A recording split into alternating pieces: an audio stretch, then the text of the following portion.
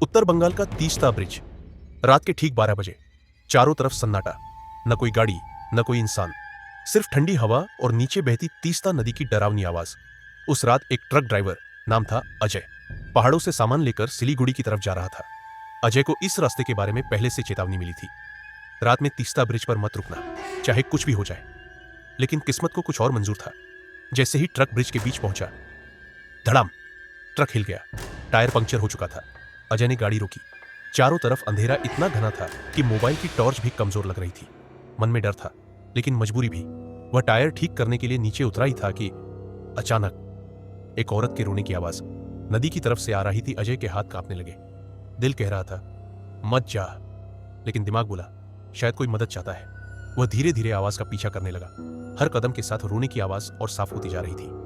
नदी के किनारे धुंध के बीच एक सफेद साड़ी पहने औरत खड़ी थी।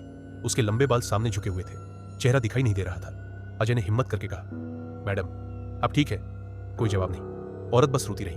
अजय ने एक कदम और आगे बढ़ाया। वो औरत अब बिल्कुल उसके पास खड़ी थी। अजय घबरा गया और बोला, मैडम।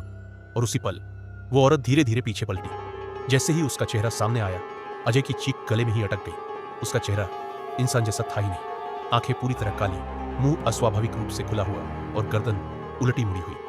ऐसा लग रहा था जैसे वह देख नहीं रही, सीधे आत्मा को घूर रही हो।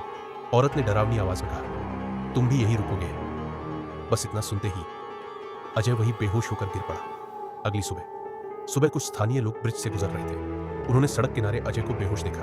उसे तुरंत अस्पताल ले जाया गया। होश में आने के बाद अजय कुछ बोल नहीं रहा था, बस एक ही बात बुदबुदा रहा था, उसकी आंखें। डॉक्टरों के मुताबिक अजय को गहरा सदमा लगा था। सबसे डरावनी बात, अजय ने कसम खाकर कहा, जिस जगह उसने उस औरत को देखा, वहां पहले कई साल पहले एक औरत ने नदी में कूदकर जान दी थी। और आज भी रात 12 बजे तीस्ता ब्रिज पर लोगों को औरत के रोने की आवाज सुनाई देती है।